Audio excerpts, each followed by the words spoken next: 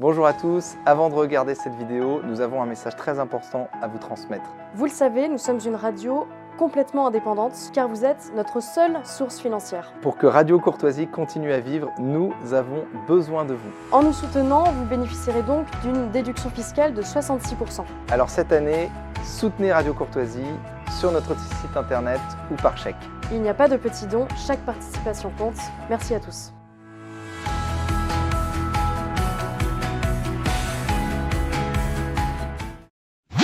– 7h, 10h sur Radio Courtoisie, ligne droite, Maude Koffler. Le racisme anti-blanc existe-t-il ? Eh bien, selon l'ancien Premier ministre Édouard Philippe, oui, et croyez-le ou non, selon Gérald Darmanin aussi. Ne pas dire qu'il existe, c'est ne pas dire la vérité, a-t-il dit. Alors sommes-nous aux prémices d'un véritable éveil des consciences ? En tout cas, le sujet fait débat. Le terme de racisme anti-blanc est discutable à deux égards, nous dit par exemple l'historienne Carole Reynaud-Paligo. Elle poursuit en affirmant que si on a la peau blanche, on n'est pas confronté à la discrimination, au contraire. Et de conclure, le terme racisme anti-blanc n'est pas le meilleur pour désigner le phénomène qui est une réalité qu'il ne faut pas nier. C'est dire à quel point ces gens sont à l'aise avec le sujet. Pourtant, les actes de ce genre se multiplient. Les intentions sont désormais formulées. À Crépol, par exemple, où les criminels ont d'abord déclaré vouloir planter du blanc avant d'assassiner le jeune Thomas. S'agit-il d'exception ? Sommes-nous face à un phénomène d'ampleur ? Et comment le nommer ? On en parle ce matin avec maître Jérôme Triomphe. Bonjour maître. Bonjour.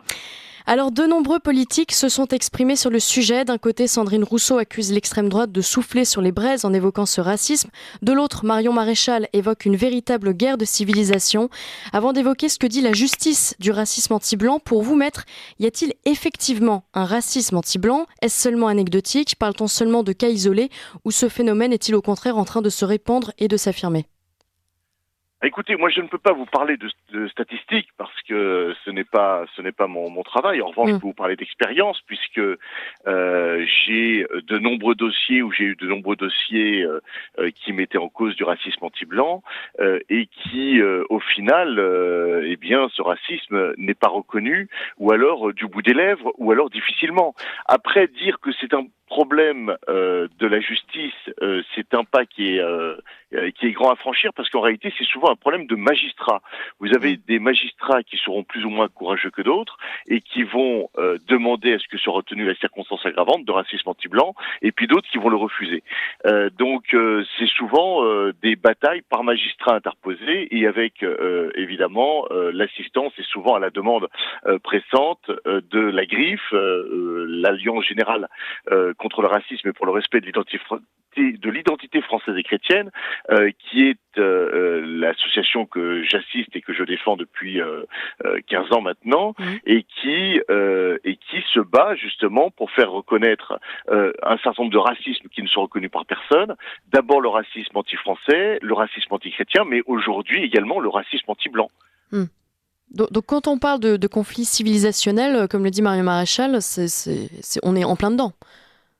Ah ben, je sais pas. C'est évidemment la manifestation d'un conflit de civilisation. Ouais. Ça, c'est une évidence, puisque ceux qui sont coupables de racisme anti-blanc, manifestement, réduisent leur adversaire à la couleur de la peau.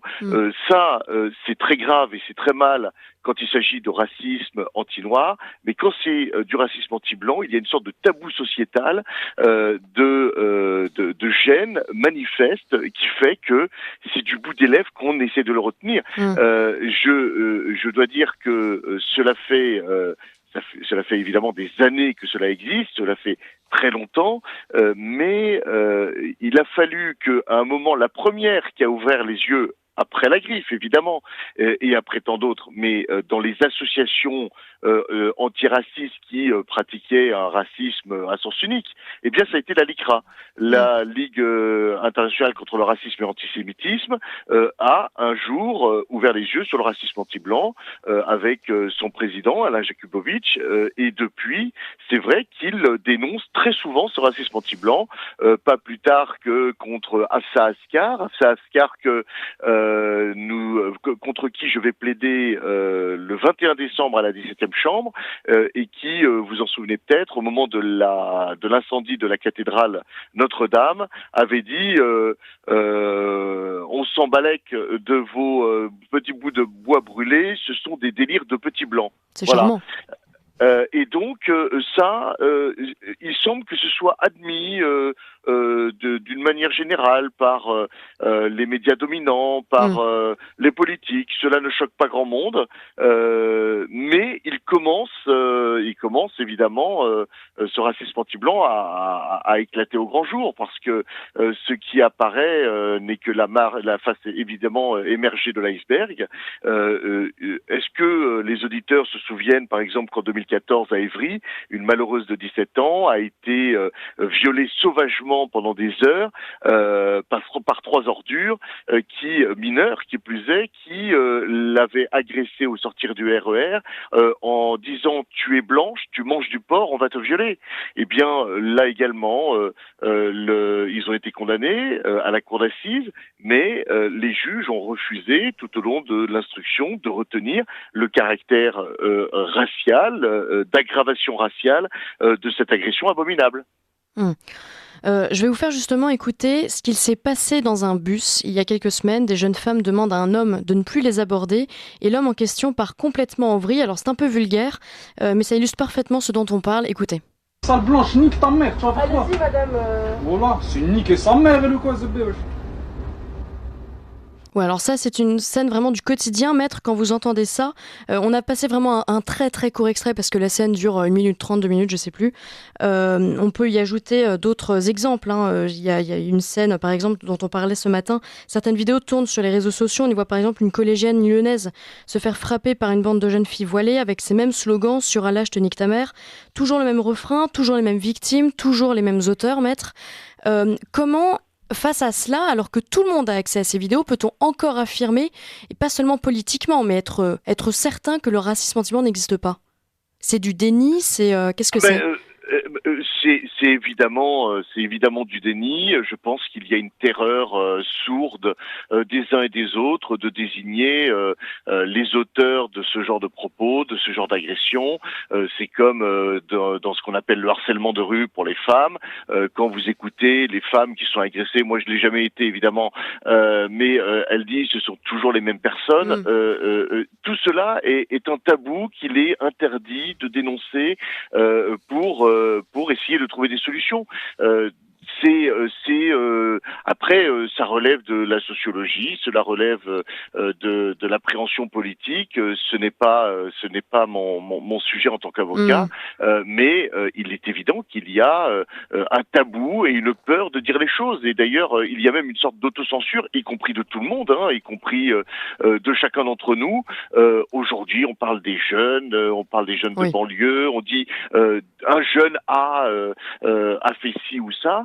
Et on n'ira pas plus loin, de peur de quoi? D'être stigmatisé, de peur de tomber sous les foudres de la loi Pleven et de tous ces succédanés qui l'ont aggravé, parce que la réalité c'est celle-là, c'est toutes les lois prétendues antiracistes qui existent depuis 1972 dans notre pays avaient un objet et ont eu pour effet d'empêcher la libre discussion, d'empêcher la libre dénonciation, et c'est quelque chose d'absolument scandaleux et de dramatique, puisqu'aujourd'hui il y a cette autocensure qui existe partout et à tous les niveaux.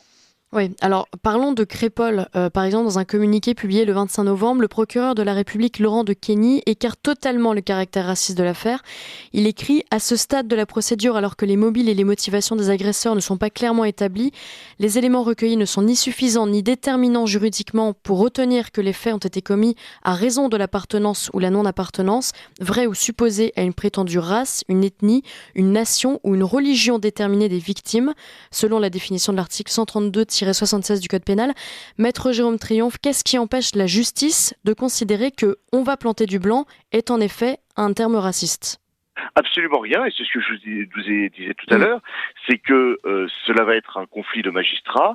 Le procureur de la République considère qu'il n'y a à ce stade pas de possibilité d'être certain que ce soit du racisme anti-blanc. Alors d'abord, je précise que quand on ouvre une instruction judiciaire, on n'attend pas d'être certain que une qualification puisse être retenue. L'usage, la pratique habituelle, c'est d'ouvrir sur la qualification la plus élevée, quitte ensuite à abandonner cette qualification pour obtenir une qualification moindre, parce que le but, c'est de se donner les moyens de chercher et de pouvoir poursuivre les infractions à leur juste mesure. Dans cette affaire, il est tout à fait... évidemment, j'espère que le juge d'instruction aura une autre appréciation, puisque nous sommes constitués pour la griffe dans ce dossier. Ainsi, je crois qu'il y a d'autres associations qui se sont constituées et qui vont le faire. Le procureur de la République, d'ailleurs, rappelle dans son communiqué qu'il y a 9 témoignages qui disent tous on va planter du blanc. Je ne sais pas ce qu'il lui faut. Très concrètement, je ne sais pas ce qu'il lui faut, mais je vais vous donner un exemple un peu similaire. Dans une affaire de profanation de cimetières chrétiens dans lequel des crucifix avaient été retournés, brisés, on avait arrêté les auteurs qui étaient des mineurs. Les auteurs avaient dit que oui, c'était contre la religion qu'ils en avaient et que c'était la raison de leur profanation. Eh bien, le tribunal a refusé de reconnaître le caractère antichrétien. Donc je ne sais pas ce qu'il leur faut. Il a fallu que j'aille en appel, et qu'en appel, la cour d'appel, extrêmement gênée, me dise maître, on est désolé de ce qui a été décidé en première instance, c'est incompréhensible. Eh bien, en fait, c'est incompréhensible.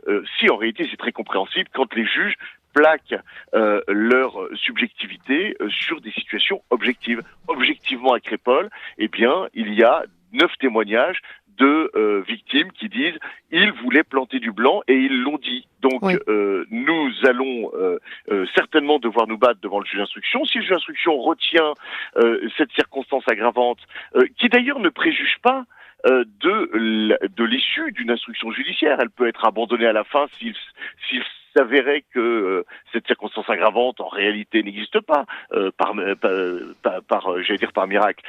Mais on doit l'ouvrir là-dessus, évidemment, compte tenu des éléments manifestes qu'il y a.